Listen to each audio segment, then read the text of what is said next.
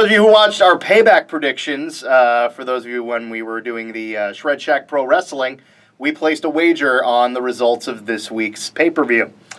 And Dan, because of a flawed and controversial point system, beat me by half a point. So as a punishment, I am making this video right now to tell you my 6 favorite things about my least favorite person in WWE. Now, I have complained about a lot of wrestlers. I've complained about John Cena. I've complained about Roman Reigns. I've complained about Randy Orton. I don't think I've ever actually complained about this guy, but he is my least favorite person on WWE television right now, and that's Noam Dar. I just don't get it. I didn't start watching his stuff until he joined the Cruiserweight Classic, and I have not seen a very interesting match from him yet. I think he's bland, I think he brings nothing to the table, and every time he shows up on television, I feel like it's just a waste of time. And he's also with Alicia Fox, which is a career killer for anybody who's on the Cruiserweight division right now. But I'm here to give you a non-ironic, legit list of things I like about Noam Dar. Here we go. Number 1, the way he says the word Fox. You've got what I want. You still have the beautiful Alicia Fox. He has an incredibly thick accent. And there's some times where it just lends itself to moments of unintentional comedy. And this I could play over and over and over again. Alicia Fox. Alicia Fox. Alicia Fox. Speaking of the accent, number 2. He tweets in his accent.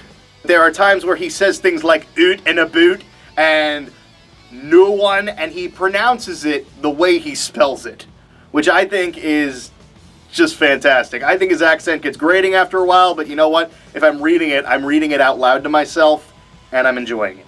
Number 3, he is close personal friends with Grado. If you don't know who Grado is, he is kind of like the Scottish Colt Cabana. Is that a good representation, Reese? Yeah, that works. Yeah, that works, yeah.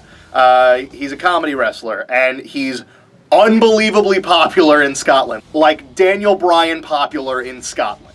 And I think he's hysterical. If you look at any of his entrances that he's ever made in ICW, especially Pat, this isn't about Grado. This is about Noam Dar. Anyway, the reason why I put him here is because Noam Dar is friends with him, and that could possibly get him a job. Moving on. He does a knee bar better than TJ Perkins. I don't like TJ Perkins' knee bar. I think he's too loose with it. I have seen clips of when he was in the Cruiserweight Classic and beforehand. He latches it on tight. It looks devastating. That's a finisher that I want to see him use. Unfortunately, he does like a running enziguri now, and it just does nothing. But I like the knee bar, so if he brings that back, that'd be great. Number 5, almost done here. I genuinely like his nickname, the Scottish Supernova.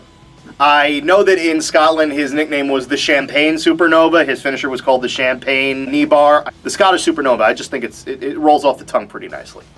I can see the pain in your face. You're almost done. I'm almost done. One more. Number 6, he helped put WCPW on the map. When What Culture Pro Wrestling was a thing that like everyone just kind of looked at and went like, there's no way this is going to succeed. There is no way that this could possibly work. Noam Dar was a name wrestler on the European scene, and therefore, What Culture was able to say they hired a big guy, they could get other people. After him, I think immediately after him, they got Del Rio.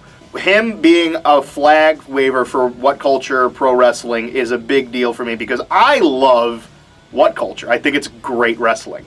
And so for him to be able to help that company get to where it is now, I think that that's great. Punishment is over. Yay. Now just publish it online. Yeah, I gotta actually make this video.